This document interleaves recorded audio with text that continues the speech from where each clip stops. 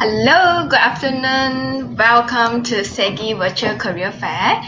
Before I start, I would like to have a sound check. Did everyone can hear me, right? If you can hear me, please leave your comment below. Okay. All right. Thanks for joining our webinar today. Before we start, I hope all of you can share this live with your friends and family to enjoy this great afternoon with us. If you have any question, please do not hesitate to leave your comment below, and also stay tuned with us until the end because we will have a small game in the last part and you will have a chance to win the prize. Okay. So you may think, what is the prize that you will get?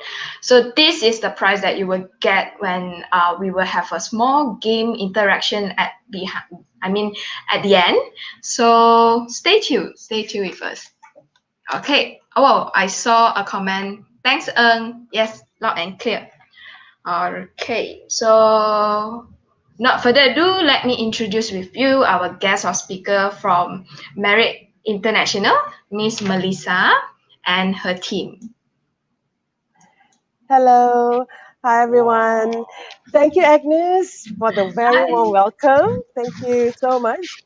And thank you to Sagi University for inviting us here today to inspire your leaders, to inspire your students, your current and future ones. Yeah. So, over to you. Okay. Can you hear me? Yes. Yeah, okay. So hello again, everyone. My name is Melissa. My friends and colleagues call me Mel or Kak Mel. I'm the Director of Training for Le Méridien Kuala Lumpur and also Aloft Kuala Lumpur Central. Once again, thank you so much for making the time to be with us today. The session is only going to be 1 hour, so sit back, relax. If you've got any questions, just type it into the chat box and we will answer it at the end. Yeah, so let me introduce you to the rest of the team who are here with me. So let's see here. Yeah, so you can see a really nice photo of my direct manager herself, Miss Jacqueline Loh. She's the Market Director for Human Resources Malaysia, Marriott International. And since I'm also with Le Méridien Kuala Lumpur, my other boss, my General Manager is Michael Dulagi. Yeah, General Manager for Le Méridien Kuala Lumpur. We've got Christina Ang, my colleague from Le Méridien Kuala Lumpur as well. She's the HR manager. My good friend, Ian Tan, the Learning and Development Manager from St. Regis Kuala Lumpur. A pretty lady, a gorgeous lady, Miss Lee Shindy. I call her Shindy. I always bully her because she's one of, the new ones here in the team. So she's the Assistant Learning and Development Manager for St. Regis Langkawi. So you are actually with really, really great people. Young ones, so you can actually ask them a lot of questions. Yeah, same batch, Gen Y. So, all right, without further ado, let me just pass you over to Miss Tina. Okay, so she's going to say a few words about Live Fully.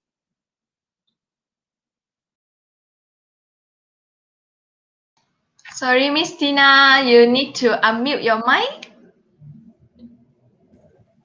Yeah. Hello. Hi. Okay. So sorry. Hi. So excited to be here today. All right. Thanks, Mel. Thanks, Agnes. Hello, everyone.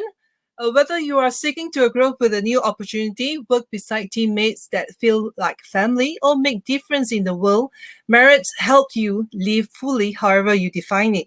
All right. Here at Marriott International, we deeply committed to inspiring our associate to live this way, to strive to be your best self and feel inspired, to make someone else's days just a little better. We provide what it takes to grow a career, find physical, emotional, and financial well-being. We strive through diverse team working together to achieve great things. We cherish the world around us and help those in need. Marriott helps you live life to fullest, no matter how you define it. All right, before we go on the next topic on the agenda, let's watch a video clip. All right.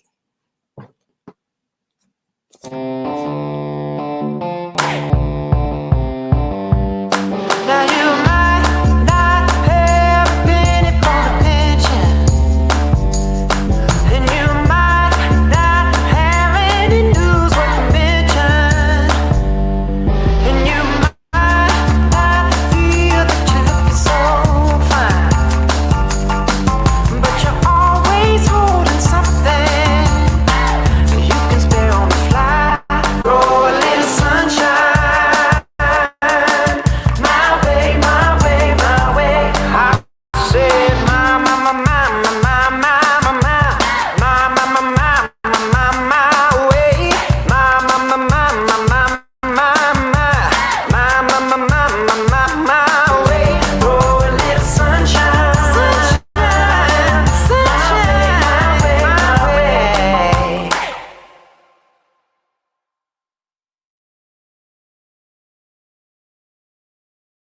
Mm. All right. Hello, everyone. Good afternoon to you. Okay. My name is Ian. I am from the St. Regis, Kuala Lumpur, and I will be sharing with all of you a little bit about Marriott today. All right. So, let's start with our company, Marriott International. Okay. We are actually the biggest, all right, the biggest and the largest hotel company right now. Okay. So what do we have is we have 7,600 plus hotels around the world. Okay. What does that mean? It means that imagine if let's just say if we are in Maybank, there is 7,600 of other Maybanks around. Okay, so which is why we are this big around the world. Next.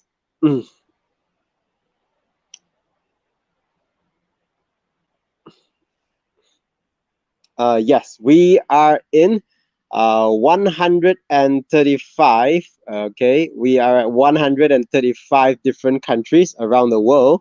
Followed by we have more than 147 million plus of loyalty members. All right, 147 million plus loyalty members in our Marriott loyalty program. Okay, so this is a small overview of our company right now. So let's move on to the next slide to find out more. Okay, so here we proudly, okay, I can proudly say that these are all the 30 brands we have within Marriott. Okay, all very, very strong brands and powerful brands. And we separate all these brands into three different segments. Okay. All the three different segments we have. Number one at the top, you can see is actually we have the luxury segment where the Ritz Carlton, the St. Regis, Edition, Luxury Collection, W, and also JW Marriott. And then if we move down a little bit, we go to premium. We have all the premium hotels, and at the bottom, we can see there are a few select hotels. So select hotels are what you call more suitable for longer stays. Okay, more suitable for longer stays. So stays ranging from more than 4 nights. So these are what we call select, more suitable for select hotels. All right. So let's watch a video first, and then later. Oh, sorry. Before we watch the video, I would like to actually invite Miss Jacqueline. Okay, Miss Jacqueline, to find out. All right. Where have you been, Jacqueline, throughout your career? Which other brands have you been with? Mm. Hello, everyone. It's really, really exciting to speak to all of you from the Sheraton Petaling Jaya, which is one of our hotel. Very cooling afternoon today because of the rain, and I hope all of you are having a great day as well.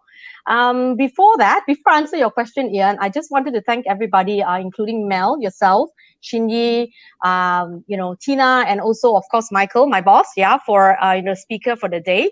And it's really, really great to see everybody, students, alumni, and on this very exciting platform. We've been doing a lot of virtual calls, and it's really, really interesting to see all of you virtual. And we hope that we are able to visit you very, very soon. Now, back to your question, Ian, as to which hotels I've done. It's been a very, very exciting journey for me with the Marriott International, where I've done a couple of openings hotel as well. So I've done the Aloft Kuala Lumpur, and did the countdown for Aloft Langkawi, Westin Desaru, Four Points Chinatown. It's all over in Malaysia. Just as our students from SEGI as well are from all over as well, right? From Kota Damansara campus, they're from Penang, from Sarawak. Our footprint in Marriott International is over. It's everywhere as well. So it's very, very exciting. Over back to you, Ian. Okay, thank you, Miss Jacqueline. So great to see that you were able to expose yourself to so many different brands within Marriott. For me myself, I started my career in the Renaissance brand. I spent about almost 5 years in Renaissance before I moved to the St. Regis now. All right. So a lot of opportunities actually available within Marriott for us to move around. Okay, so I will be let's just watch a video together, okay, and then later we will talk about these brands. All right, so video please. Many people assume that a brand is simply a product or logo, but it's much, much more than that. Smart brands are memorable and have a unique personality or style to differentiate from others in the marketplace. They leave an impression, a feeling that lingers long after the purchase is complete. Brands help consumers make choices. In today's world, with what seems like an endless supply of options, customers select brands that appeal to them, ones that mean something to them and that they can connect with. The power of a brand should never be underestimated. As the world's largest travel company, Marriott International offers an unmatched portfolio of hotel brands. With 30 brands, there's no question Marriott has a brand to appeal to every type of customer in every location for every type of trip purpose. Marriott's collection is divided into two categories, classic and distinctive. Brands in the classic category offer refreshing perspectives on timeless experiences wherever the guest travels. And brands in the distinctive category offer remarkable experiences that bring the guest a unique point of view. The brands are further classified into three segments: luxury, premium, and select. Luxury brands are extraordinary retreats that elevate every moment of the guest's stay. Premium brands offer sophisticated experiences with thoughtful services and amenities to help the guests make the most of their stay. Select brands offer simple and convenient experiences that offer exactly what the guest needs, including the extended stay brands that appeal to the unique needs of the long-term stay guest. In each category and segment, the brands have similar qualities, but they define their differences through the type of customer they target and the unique experience they deliver. It's up to each associate to create, communicate, and deliver brand-specific experiences that resonate emotionally with each guest to drive preference and brand love. You'll learn more about the target guest and service experience of your brand during your training. Marriott International has worked hard to develop a portfolio of powerful brands. Marriott's expansive collection spans the globe to ensure the right brand is in the right place to serve loyal guests and capture new ones. Your hotel is part of this amazing network, where each brand has been thoughtfully designed to offer a unique choice for guests, so they can select the brand that best fulfills their needs and reason for travel. This diverse portfolio is the broadest and best in the travel industry.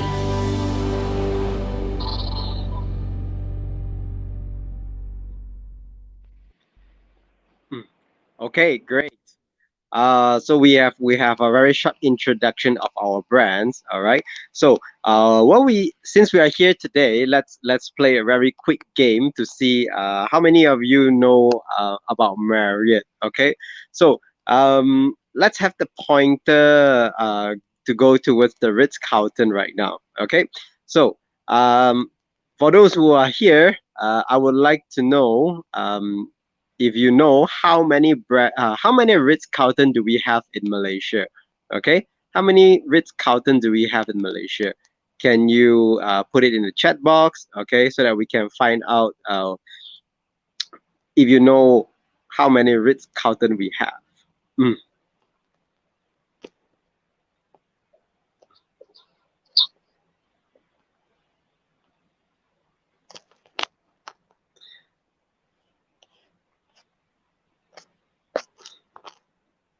Okay.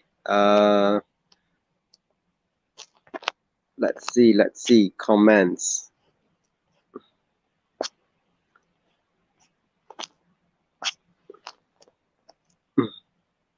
Anyone?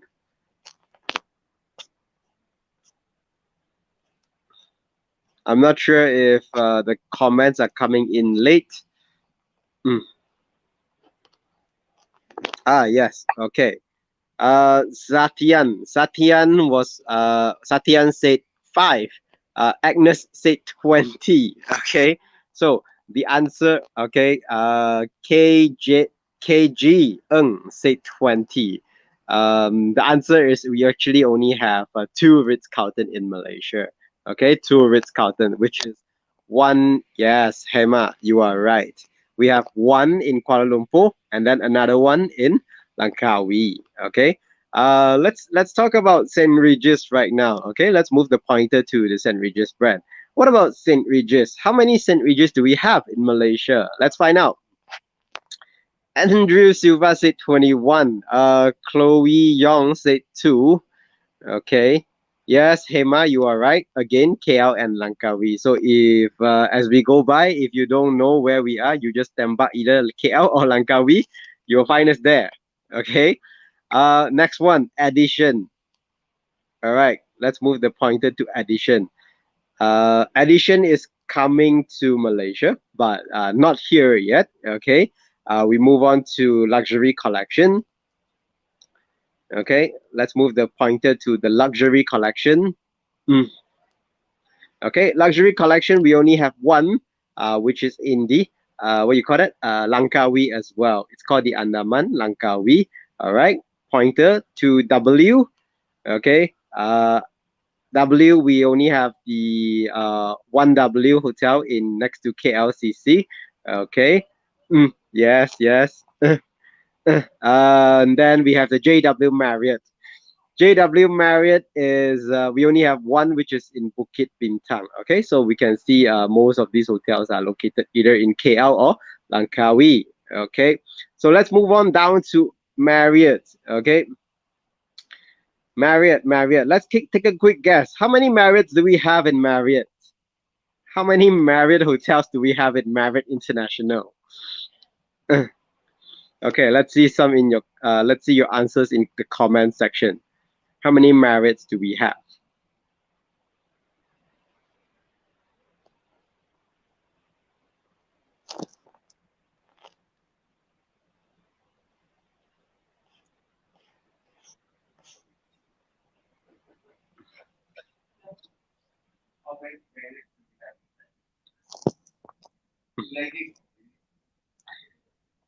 Let's see. The comments are slightly delayed coming in. Okay. Satyan said 3. Okay. 3. Siva said 2. Any other answers? All right. So we have one Marriott in Putrajaya. All right.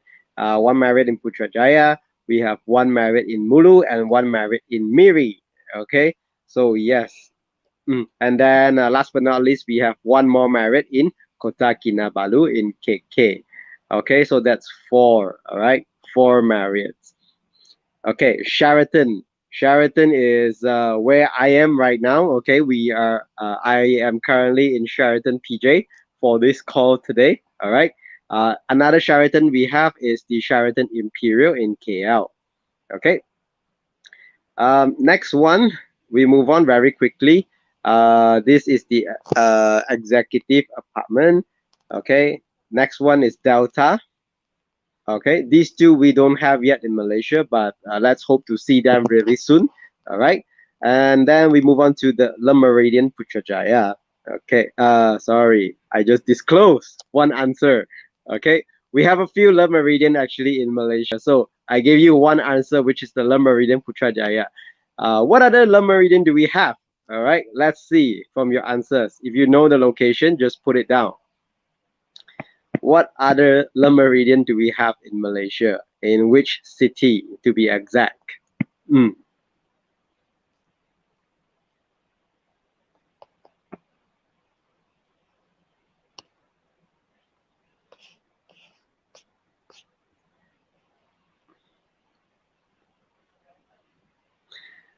Yes, Satyan. Seems like you know quite a lot about Marriott. Okay. We have the Le Méridien in KL, which is in KL Central. Definitely. Okay. Definitely. Surya said one in KL Central. Correct. That's the one. Okay.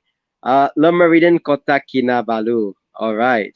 Satyan, I think you should be sitting in my place right now. You seem to know a lot about us. Okay.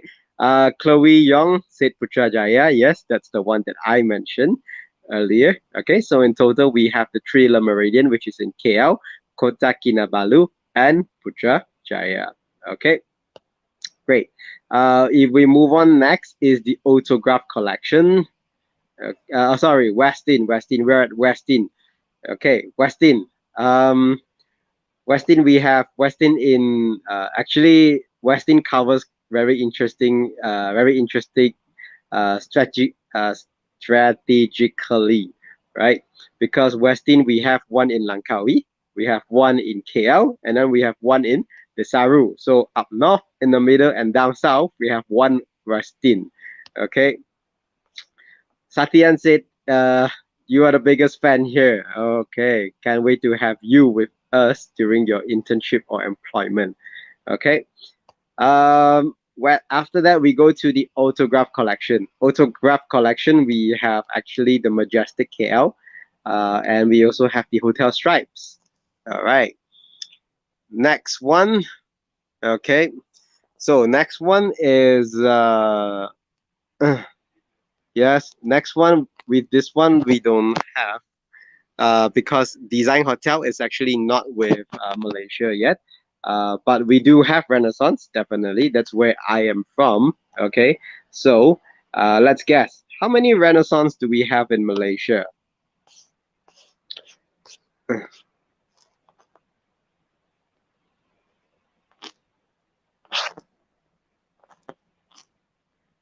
So in Malaysia, there are a total of how many Renaissance? I had the privilege to work in one of them. Agnes said there is three.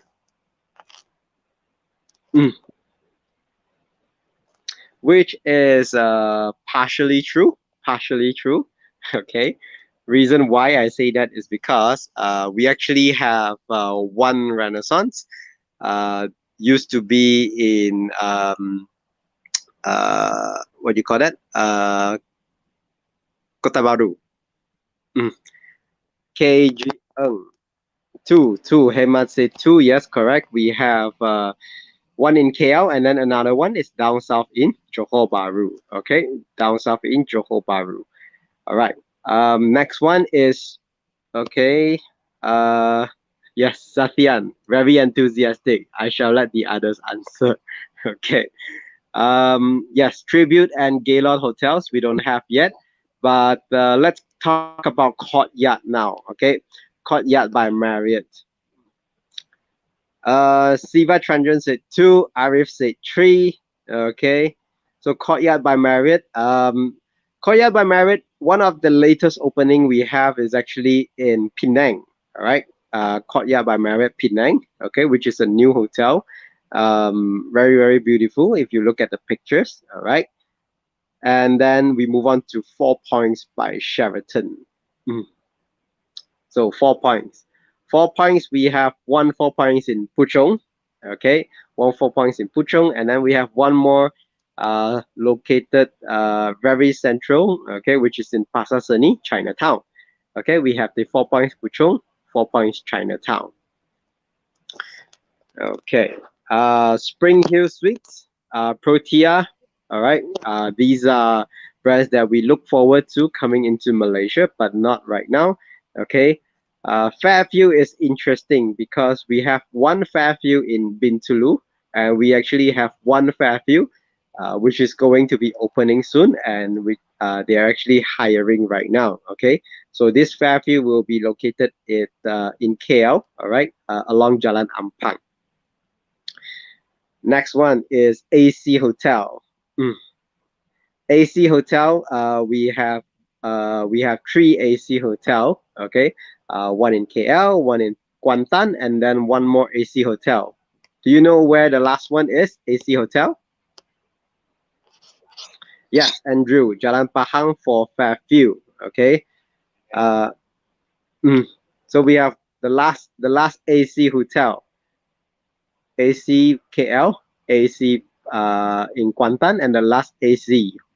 Where is it?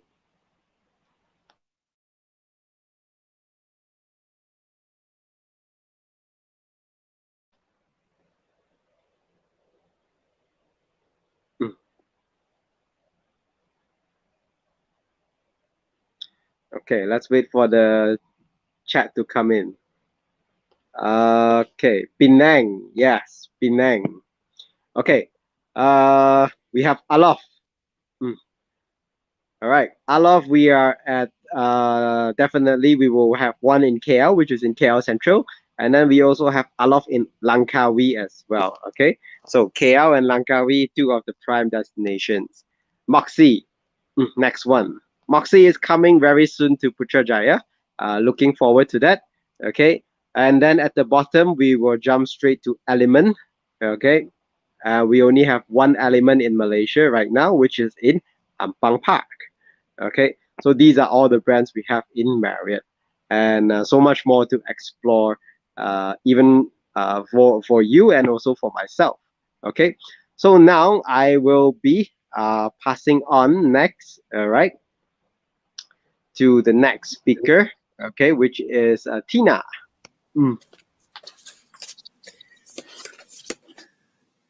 Hi, I'm back. All right, so thank you, Ian, for passing on to me.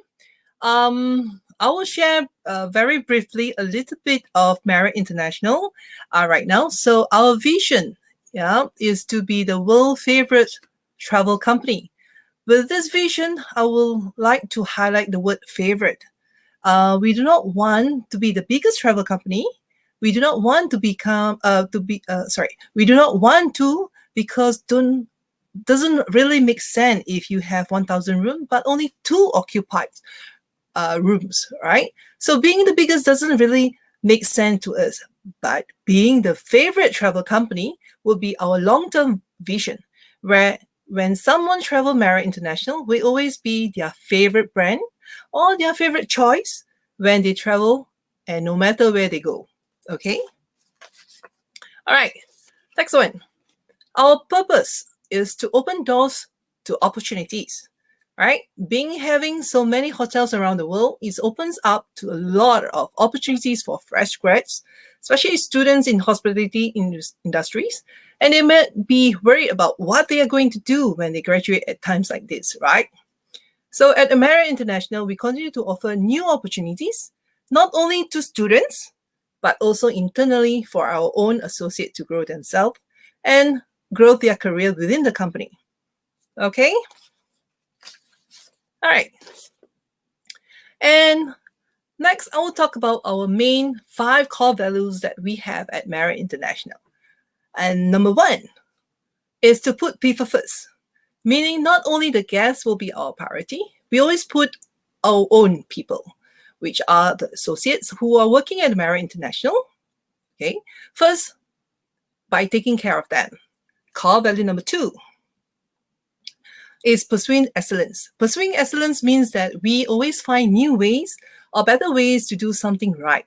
I mean, if we choose to stay the same by checking in the guests using the same process, how we checked the guests 80 years ago and 70 years ago, with the current situation, it will not work. So we need to pursue excellence and find new ways and better ways to enhance our processes, right? And the third core value is to embrace change. I remember many years ago when I first had to stay out, first stay in a hotel with my family, we have to pay for Wi-Fi, right? Most of you do not have that experience, so it's so maybe reveal my age. Okay, next, I'll go. All right, so when I try to say, what I'm trying to say is that imagine current times that we charging guests for Wi-Fi. How would the guests react, right? The company needs to change our policy, and people need to change as well to follow up with times. Core value number 4, acting with integrity. Doing what is right, example, what I can give us when you reach at the traffic light. If it's yellow, you prepare to stop, correct? It's red, you stop. So even if no one watching you, you will do the right thing. So that is called integrity, right? Lastly, but not least, number 5 is to serve our world. We are fortunate to still be able to provide great service to our guests, to do charities. We do old folks home, orphanage. We go rural areas to give our food during festival. And we have clean animal shelters as well. And there are some ways that we give back to society. So this is all our 5 core values at Marriott International. Okay. All right. I'm going to hand over to Miss Jacqueline now. Agnes?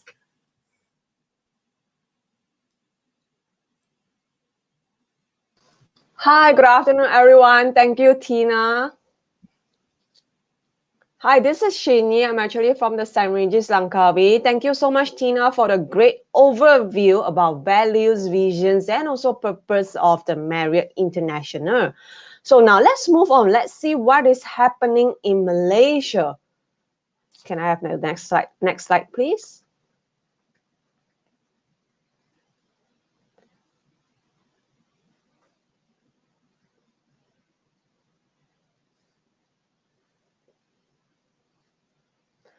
Right, we would like to welcome our market director, the human resources, the experienced and beautiful lady, Miss Jacqueline, to share with us more about details in what is happening now in Malaysia. Over to you, Miss Jacqueline. Thank you, Shinji, and thank you for the flattering compliments. I must try to now sleep a little bit more and make sure that I am pretty when I go on all these virtual talks. Thank you, Shinji. Also, thank you to Ian as well, for going through our 30 brands just now so thoroughly just now. As you can see on the screen now, these are the footprints of our hotels in Malaysia. Very, very proud. I will not be going through each and every one of them as Ian has gone through them just now with you. You can see that the biggest footprint is actually in Kuala Lumpur. Many hotels, So if you are looking for a staycation, whether it's Malaysia, whether it's Kuala Lumpur, whether it's Johor, please go for it. I know we're not able to do interstate yet, but these are all the hotels that we have. Beautiful hotels that we have. And of course, I'm here to talk a little bit about the opportunities that, all our hotels have to offer. And we have so many hotels for you to choose from, for you to start a career with us, whether you are currently still in your first year of your studies, whether you are graduating, whether you are an alumni. And for those of you who have graduated and is in the alumni list, and those of you who are about to graduate, we have 2 hotels which is coming up. And one of the hotels is the Fairfield by Marriott, Kuala Lumpur. And I just visited the hotel actually on Wednesday, I think. Yes, Wednesday, 2 days ago. And they're due to open in Q3 very, very soon. Very, very nice hotel. I walked through the hotel and it was really, really great experience to see all the facilities that's in the hotel. And of course, we are hiring, And we also have the 4 Points Desaru as well, which is in JB. Yeah. Who's pointing that? Very good. Thank you, Mel, for pointing that. Yeah, 4 Points by Desaru as well. Also, it's coming up as well in Q3 as well. We are also hiring as well at the moment. Yeah, so graduates, alumni, hey, please apply through Agnes. Let her know that you are keen, and we look forward to seeing you as well. Now, for those who are still in your first year and still studying, we are also looking for interns as well. And I'm sure that one of our many hotels will be able to accommodate your vision of doing a internship in a wonderful hotel. We have all that you are asking for. Yeah. And so with the hiring as well, it's very, very, we are always looking for, talents and, and that's why we are talking to you today. And you will be probably wondering as well now, this is not related to the opportunity that we have, but I want to share a little bit of the story with you. Now you see that, with Shinji, with Mel, with Tina, with Ian. Now you'll be wondering why all of us are actually in baju Melayu or baju kurung or baju kebaya, right? This is the letting the cat out of the bag a little bit. We are actually gathering tonight in the hotel. That's why I'm in Sheraton PJ today for a buka puasa. This is what we call, inclusion. And this is a culture where we practice in Marriott, and it's really, really great that we get together, we talk, we eat, we relax, and that's sort of like a bonding thing that is very, very strong culture in Marriott International. So thank you for listening to me. And now I hand over back to Mel.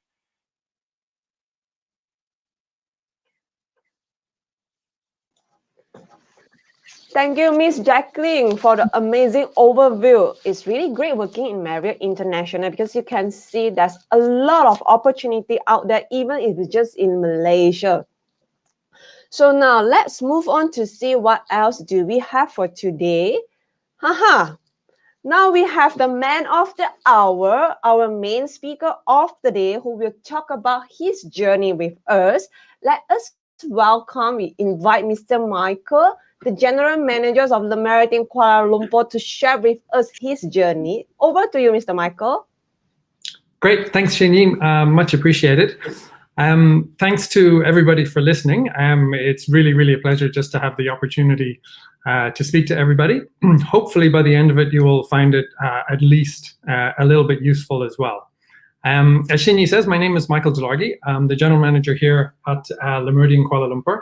I've been here about 4.5 years now, counting myself very lucky to be at this hotel. It's a really wonderful hotel in a great city.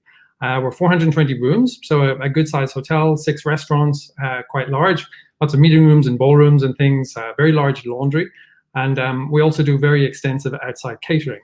I say all of these things now, of course, that we normally do them. Of course, now with COVID happening, life has changed a little bit. But I'll come back to the hotel and a little bit sort of what the GM role is on a day-to-day basis shortly. But I've been asked to speak sort of about my journey to get here to be a GM, which I will do for the next, I think I have about 15 or 20 minutes, and then have a few questions after that. I had actually thought originally that my sort of direction to get to be a GM was a bit weird and not the usual one, but having met a lot of other GMs, there really is no set way. What happened, I think, when I walked out of the door of my hotel school in 1994, and I understand that probably seems like 200 years ago to most people here, sort of from there, how did I end up here? Well, I actually graduated in 92, had no idea what I wanted to do, but was offered the chance to go back to university, do a master's degree, and do some teaching to try and fund it. So I jumped at the chance.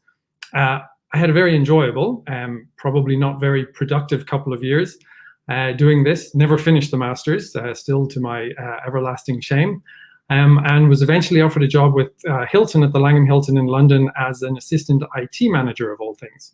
So I'm sometimes, quite often really, jealous and a little bit envious of people who have a very singular passion in life. They know exactly what they want to do, and they spend their time in a straight line, and really trying to achieve what their passion is, whether it's an astronaut, a teacher, pilot, chef, baker, engineer, whatever it may be. I am a little bit jealous of them because honestly, when I left university and for really many years afterwards, I had an idea of the area I want to be in, but not the specific role I wanted to be in. But I actually think a lot of people are like that. A lot of people are, I think, more similar to me, where they've, general ideas, and you might change your mind, and you probably will change your mind during your career as well. And this is one of the great things about both the travel industry and Marriott International, because you quickly realize just how big both of them are and just how diverse both of them are. I had always presumed that the traditional path to a GM would be to work in rooms, to work in food and beverage, probably work in stewarding, work in housekeeping if you want to know what really hard work is like, get to be a supervisor, an assistant manager, department head, and work your way up through operations. And I think especially now, with so many changes in the hotel industry, the paths that are available are really, really wide and really, really varied, both, as I say, in the travel industry and within Marriott International. So revenue management, financial management, engineers, IT managers, HR directors, sales and marketing, marketing communications, events planners. I mean, there's just a vast array of different roles that people can really take on with their career. And then also change, because human nature, we change our mind, we want to do different things. And I think this industry and this company can offer these opportunities. But of course, 1994, I was a kid, I had no idea of any of this. I was offered a job and they were paying me a salary, and that's pretty much made me happy and was good enough for me. Didn't really entirely know what I was doing, but I would say try not to let that get in the way. A little risk every now and then is a good thing, and you can generally figure it out, hopefully without getting into too much trouble.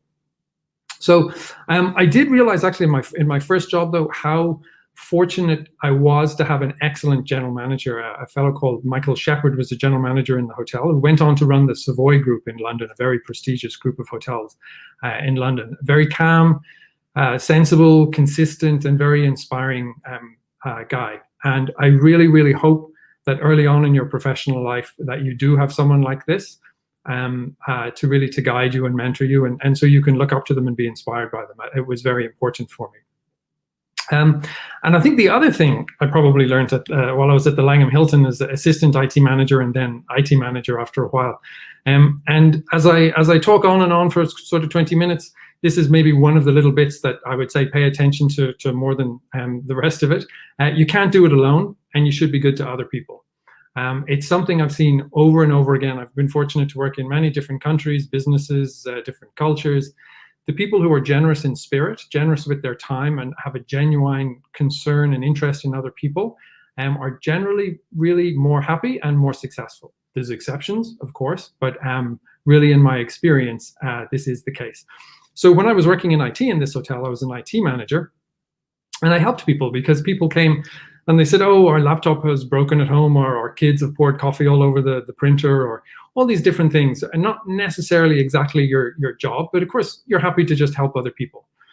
And then came a day I was dreading, because like in many hotels, I'm sure you will be familiar with it, all the department heads were asked to do duty manager shifts. So essentially when the general manager is not there, they pick a department head on a rota basis, and you're responsible for the hotel in the absence, as I said, of the general manager.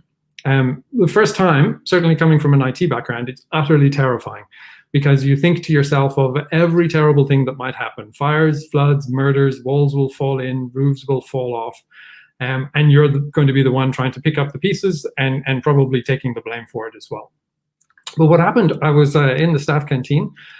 I was having something to eat before my evening shift started as manager on duty, and two people came over. One was the assistant concierge, and another was a senior supervisor from one of the restaurants. Just to say, they knew I was my first time doing manager on duty. They said, listen, mate, don't worry about it. You'll be fine. We'll support you. We know everyone knows what they're doing in the hotel. And it really, really just made it super clear that we're in this together. Always better as a team. And if you're good to other people, build a network, it will absolutely come back to you. You're good to others, they will be good to you. And as you push your career and you put yourself in uncomfortable situations, as you push yourself ahead, to have a group of people around you like that is really, really important. You support them and they support you. So anyway, I was working in London a few years, had a very important career moment. I had the opportunity to go to China for 6 months. And again with Hilton to do an opening in a city called Nanjing, which I had never heard of, and I apologize if anyone is from Nanjing. Really, really, again, a bit shameful.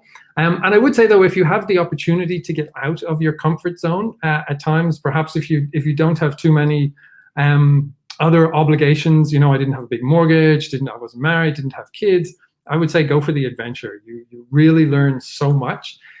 You get so many new ideas, you meet so many new people, different foods. You find a lot out about yourself. And it's really fun and really exciting. It's an interesting thing to do. And it also opens doors. Because from this role, I was directly hired then with Sheraton, which very quickly became Starwood, which of course in the past few years became part of Marriott International. They hired me as an IT deployment manager, kind of like a project manager, for Africa and the Middle East. So it was about 3 years, just bouncing from country to country: Yemen, Benin, Egypt, Algeria, South Africa, Tanzania, all these places I'd always kind of dreamt of but never been to, doing hotel IT projects, which then led to a bigger role as vice president of IT back in Singapore, because I had wanted to get back to Asia. So when I interviewed for this vice president role of IT in Asia Pacific, in Singapore, but for Asia Pacific, looking after the Starwood hotels in Asia Pacific, it was a big jump. And I had, I think, a lot of self-doubt about it. But again, kind of one of the little points, maybe just pay attention to this one as well, is don't self-censor yourself. There's going to be plenty of people throughout your career who will doubt you. There's going to be plenty of people who will encourage you to take less risk. They will hint, or sometimes they will absolutely outright tell you that you're not up to the job. But I think it's just really important that you're not one of these people. You're going to get this from others at times, but it's really important that you are not self-censoring yourself. It's it may be hard to imagine, because maybe for some people listening, it's going to be a little bit distant when you're making these big decisions, but don't rule it out. I would say dream big. It's I think something really, really important, because if you self-censor yourself, you'll start living with regrets, I think, as well. So anyway, as I say, I wasn't really sure I was able to do the job, but I was certainly going to try. Fascinating part of the world that I love. I think I ended up there for about 7.5 years. A fantastic role. As I say, I loved it. One of the things I did learn very quickly through it, though, was, and I think a lot of people, as their career progresses and they get less technical and more involved in leadership and working with people, one of the things I learned was the very skill that got you where you are is probably going to be the very skill that will prevent you from being successful in going further. What you have to do, and it's really difficult, because this is the skill that got you to where you are, so it's difficult, you have to let go of it. So I had all these great technical skills. I was building server hardware and routers and wide area networks and local area networks and all these hotels around the place. But as I moved into this much bigger role, I was dealing with people and not with technology. So the skill that kind of got me there had to be very quickly left, which is a little uncomfortable, I think. But I think a lot of us will go through it, whether it's doesn't have to be in IT, it could be in housekeeping. You want to go from a floor supervisor and you want to be an assistant executive housekeeper or an executive housekeeper. It's about people. It's not about cleaning rooms or public areas. It's about managing people and leading people at that stage. And I think, as I kind of alluded to earlier on, this is what's great about the travel industry, and in particular about Marriott International. About 8 years ago at this stage, I decided I wanted to change. I wanted to go and be a hotel manager. I ended up as a hotel manager in big Sheraton in Macau, followed by general manager roles in Thailand, China, back in Nanjing of all places in the Western, and now here in Malaysia for the past few years, where I've been for 4.5 years, as I said. So not the most obvious route, I think, but as I keep saying, one of the great things about this company is the options that are available. So not sure how I'm doing for time. I think I will keep talking. Mel, if you can jump in at any stage. I know I do have some questions. I'm just going to talk about the role, maybe just day to day in the hotel a bit, before we get to the questions. There is, I think that the life of a general manager has changed fundamentally over the past few years. I think the introduction of different technologies, of the way guests book and the way guests and the reasons guests stay with us has made it very, very different. You also have a lot of, I would say, competing things looking for your time. We're a Le Méridien hotel, which of course is part of Marriott, but we have owners of this asset. They expect us to maintain or increase the value of the asset. We have customers and guests. We have the Marriott corporate offices, the brand standards, and of course, most importantly, in the hotel, we have our team trying to balance all of these things. It is probably, I think, in any senior leadership position, it's probably quite easy to get distracted by strategic planning and by financial reports and social media exposure and compliance and ethics and business ethics and all these different things, but very, very important. But I think if you lose sight of the one thing that we are really trying to do in the hotel, you start becoming a lesser hotel. And that's leading a great group of people to take care of and provide amazing experiences for our guests. And it's really, really that simple. All the other stuff is really important, and they're very important tools to help us do this. But just that one thing, lead the great group of people to take care and wow guests is what we do. It's really very simple. I wouldn't say it's very easy, but I think it's probably very simple. So a lot of the time we spend on operations, day-to-day stuff. We have department head briefings in the morning. We all do a rundown of plans for the day, go through VIP listings, any issues that have happened, because I think we all know people do funny things when they get to a hotel. So there's always an interesting story or two to go through and that you have to deal with. There's lots of, perhaps not particularly exciting things, but a lot of, I would say, pretty important things that you have to do. So government groups that are very particular about which floors they stay on. There are water issues, of course, we've had in Kuala Lumpur recently. So we might have to have a tanker on standby.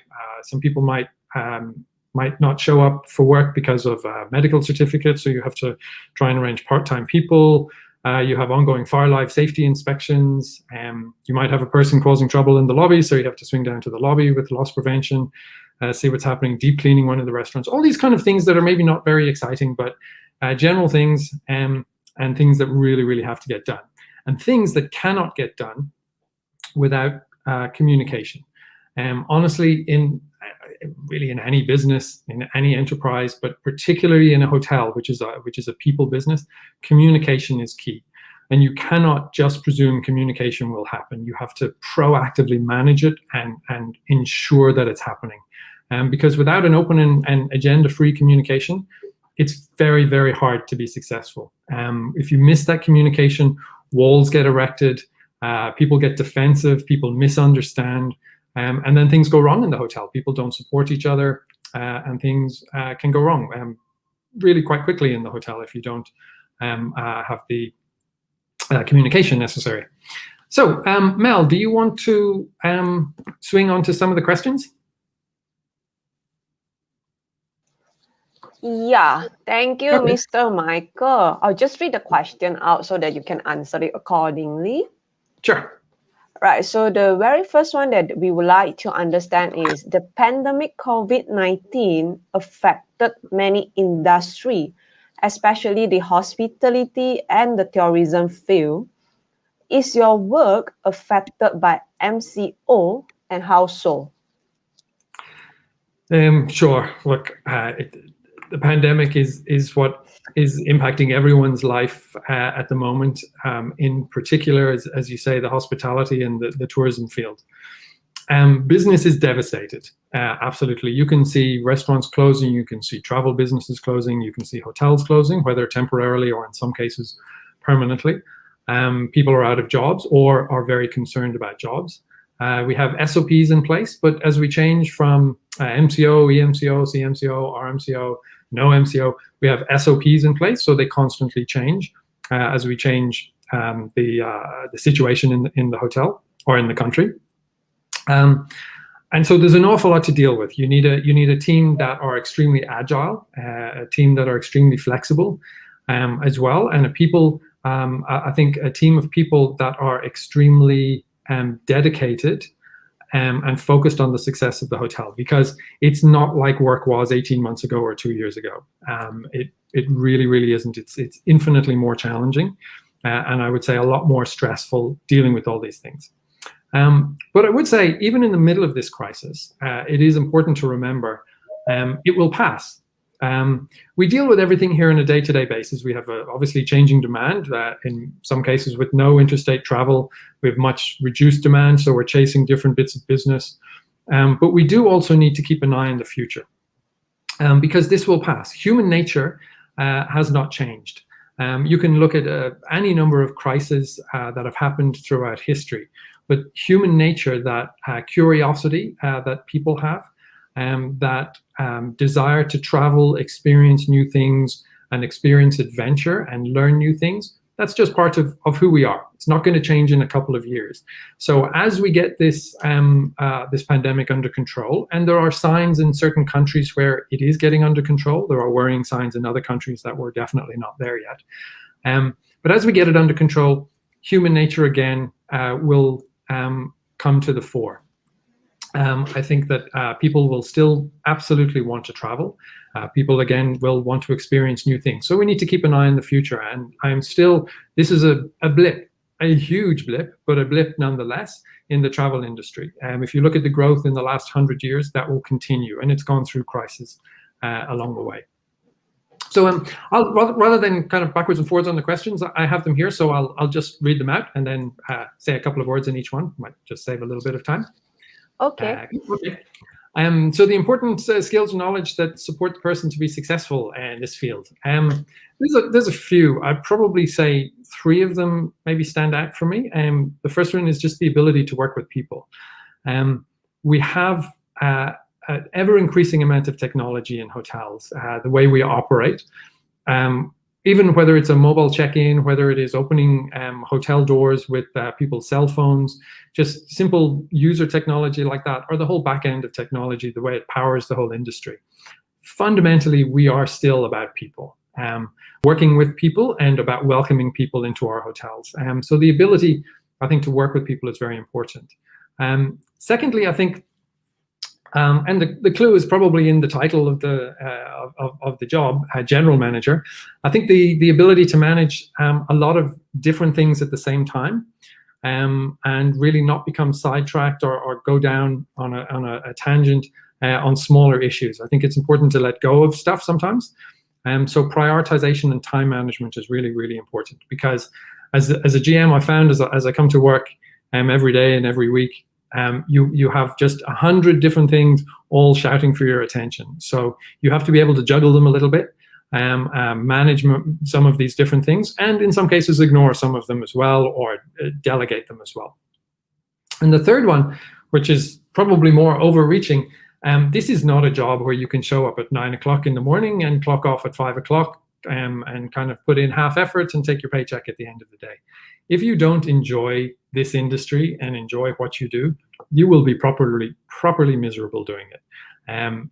But I think the people who do enjoy it get a huge amount of, I think, pleasure and enjoyment out of doing it, even the stressful days. And there can be some very, very stressful days, but I think you really have to enjoy it to show up every day and to be good at it. The third question was asked throughout my career, could I share some of the more challenging moments? Which is kind of an interesting question, because, just to be clear, this is by far the most challenging moment that I'm pretty sure anyone in the hotel industry has ever come across. So COVID is a huge challenge, and I will be very happy for this not to be a challenge in future. I don't want this to be challenged again. But there's a lot of things that are going to happen in your career if you work in the hotel industry, from touch wood almost, from fire, major business challenges when certain markets collapse because of political issues or whatever reasons like that. Security issues. I've worked in various parts of the world where you need armed security everywhere and where personal safety is really an issue. Tragedies such as guests passing away, other things slightly better where guests become seriously ill and you have to deal with it. So there's a lot of things like that will happen. But I would say if you have, and I think I mentioned it a little bit earlier, if you have a good team, and I would say here a supportive boss, you can change the world, and you can pretty much deal with anything. And the stresses that I've mentioned, fires in business and all these sorts of things, you can manage it if you've got a great team of people and a supportive boss. I think probably the only time I went home with that empty feeling in the pit of my stomach every day and serious stress was when I did not feel supported by my boss. When I was in a situation and I thought, and it was one job that I won't mention, I really believed that if something bad happens, my boss, one, did not care about me, and two, they just would really try and find someone to blame, most likely me. I left that position quickly because it's not a position you want to be in. You want to be supported by your team, and you want to be supported by your boss. The fourth one out of 5. So being at the top level of a company, we all know it's difficult and challenging sometimes. What motivates me? This is a really tough one. Look, I like getting paid. I love the industry, got the ability to travel, stay with nice hotels. But really, really what motivates me every day in the hotel is the team of people around me. What makes me smile happily like a fool maybe on really good days, and what really gets me through tough days, is doing it together with a great team of people around you. And not a team of people that you're telling them what to do. It's not like a boss and a team of people. That's not how successful groups work. It's really with a team of equal people, all contributing and all supporting each other. And that is, I just find it massively motivating. And as I said, you can almost change the world when you have that around you, which is great. And the final one, a little bit more philosophical. What is my philosophy in life? Is there anything I'd like to share with the younger generation? Yeah, I mean, a little bit, as I say, more philosophical. We are all together, 6 odd billion of us, I think, at this stage, on a pretty tiny, insignificant planet, hurtling through a universe that we don't really understand. But even on this tiny little rock that we're all on, there are so many things that can keep us apart. And so my little philosophy that I try and do is just we look for the things that will bring us together and be kind to each other and try and find happiness. It's really, I think, kind of that simple. Or that straightforward. I wouldn't say it's simple. I would say it's straightforward. And that's pretty much on the questions. Unless there are any more that have popped up, I would be delighted to answer. Okay, thank you, Mr. Michael. That's a lot we have learned with you today. Wow, there's a few questions the students is actually asking, or I will just go through it and read it out for you. The first one will be from Chris Lim. That is such a wide cultural difference among the country you have worked in. Can you just share on how you deal with it, and have you experienced any cultural shock? Yeah, really, really great question. Honestly, I didn't really experience culture shock because you go to a country kind of prepared for something different. And I really found people are not uptight in general about their own culture. As long as you're opening, as long as when you meet people, and there's all these do's and don'ts in every country that you go to, and you learn the basics and you try not to insult people. But if you go in with an attitude that you're there to learn, that you're going to make mistakes, but you're totally open and you would appreciate any assistance, people are generally good and people will absolutely help you out, whether it's doing projects in Saudi Arabia, or whether it is doing projects in Korea or Japan, places that are culturally extremely different. What I have found though is that ultimately, kind of at the end of the day, we all pretty much want the same thing. We want to be happy. We want to take care of our families. We want a good job. You want some time off to pursue your hobbies or your passions in life. So the fundamental things are similar, and then there are cultural differences for sure. But I think once you're just open to saying to people, I'm really ignorant, I really appreciate, you don't pretend you know stuff. I think that would be the worst thing to do. So I haven't really experienced culture shock. I've, in a weird way, experienced a little bit of reverse culture shock though, because when you go and you experience all these different cultures and you're traveling and doing all these things, you go back to where you're from. And it can be quite difficult because the perception you had of your home country when you left has changed. You've changed, and in some ways they've changed. And that can be a little bit, I wouldn't say a shock, maybe a surprise. And there are a number of people that I know who have left their home country, who have worked abroad for maybe 10 years, gone back to their home country because the idea was they wanted to settle down in their home and everything. And they've left again because it was just an entirely different place than they expected.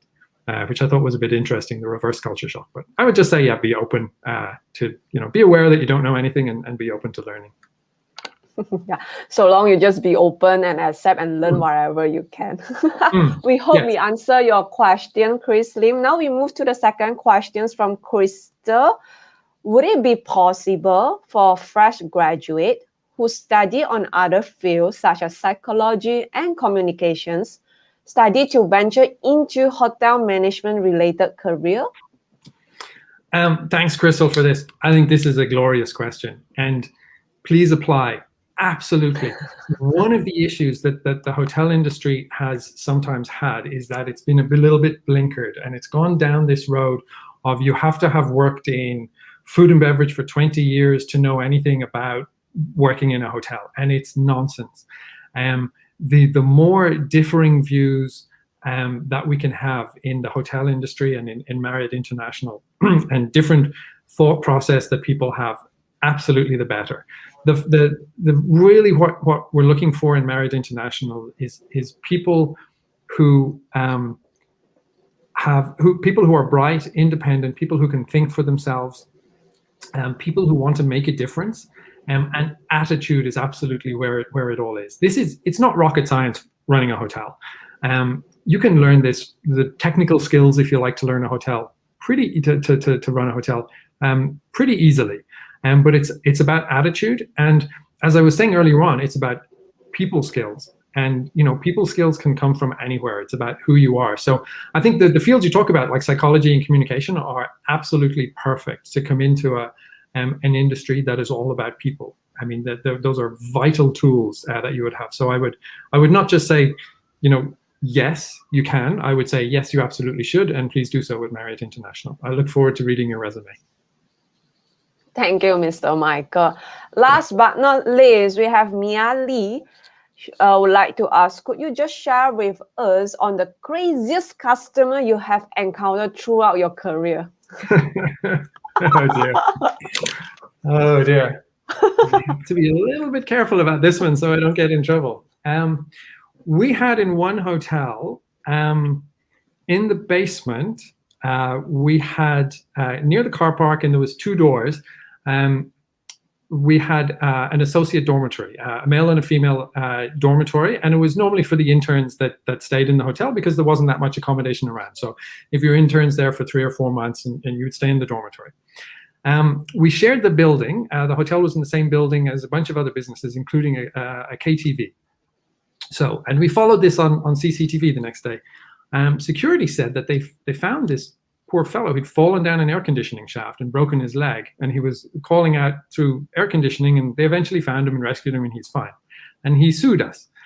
What had happened is he had come down to the car park from the KTV, entirely drunk, staggered around the car park, and it's all on CCTV.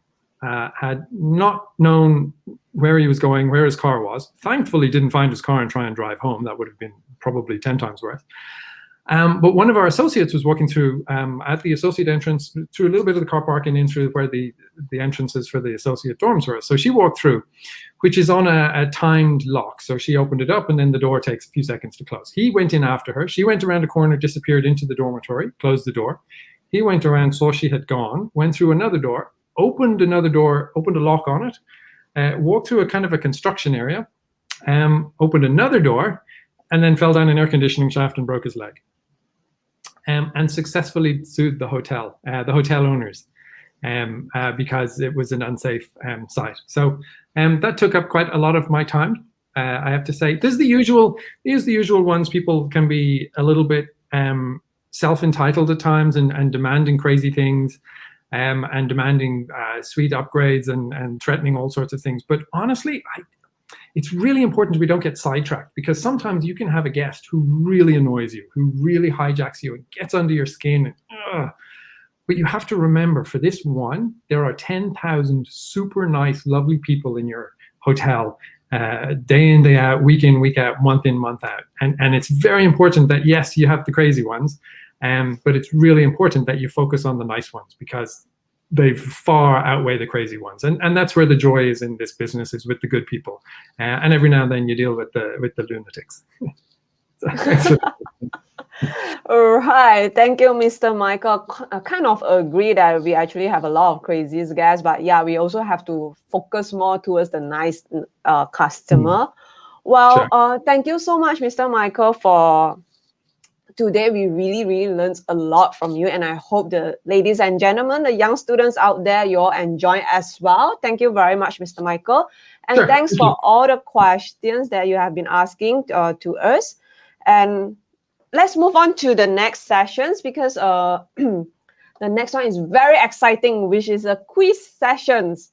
Now, I would like every one of you to get ready on your device. All right, you have your device ready, and you have to go to joinmyquiz.com. Everyone got your device?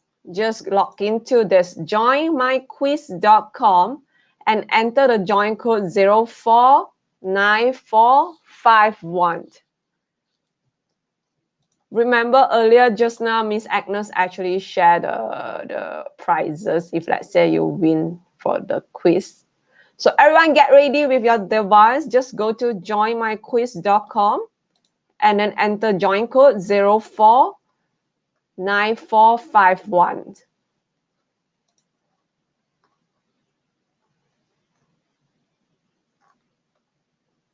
Is anybody already in? Do you all have any challenges? Only one person?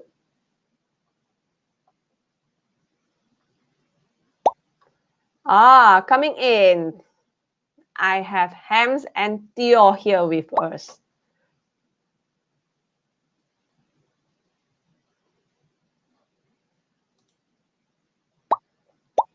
Ah, right.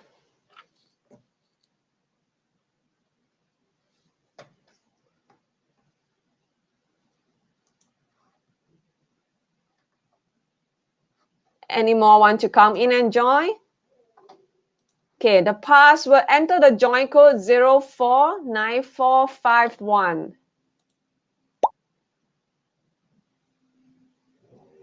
The password is 049451.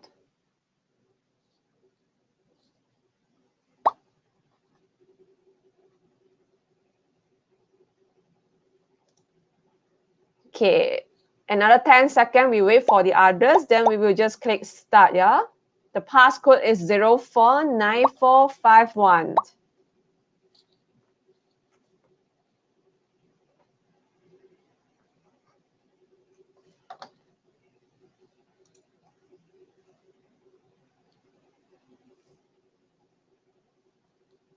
Okay, are you ready?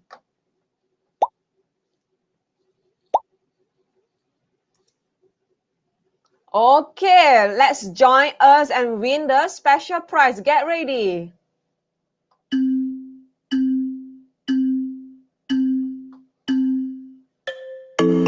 Here you go.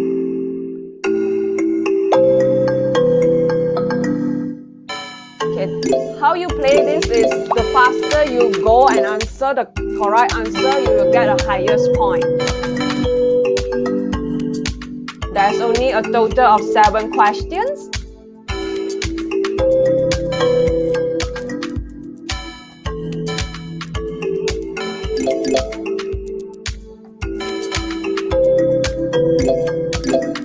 Wow, Francis Lim is leading.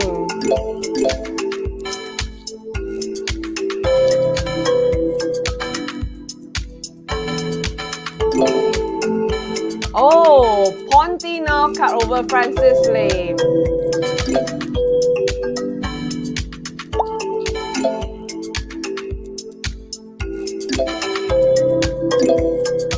Come on.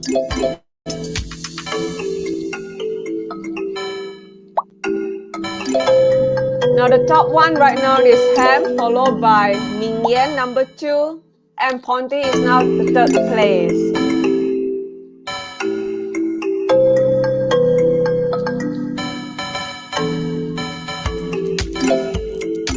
Alright, KJ Lee is now at the 1st place, followed by Ham. Oh no, now it's Ong Seaman at the 1st place, followed by Francis Lim, and the 3rd one is Ming Yan.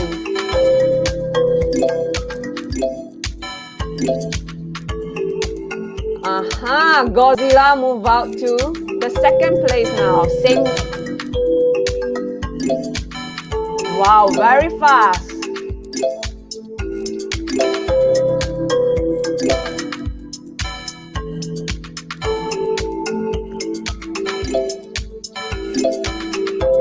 Okay, Francis Lim is still leading. Oh, now Godzilla move out to the 1st place, followed by Francis Lim, and the 3rd place is Ming Yan.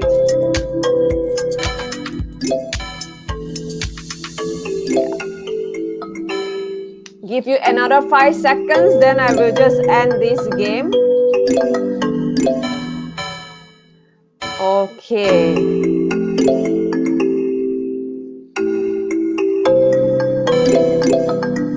Right.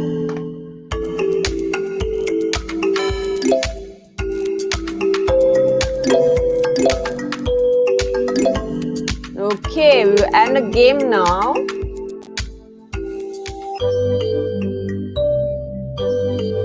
There you go. The 1st place goes to Godzilla. Congratulations. The 2nd is Norida. And the 3rd place is Francis Lim. Congratulations to all. Thanks for paying attention. You all can get the prize, not from me. I'm too far away. I'm actually at Langkawi.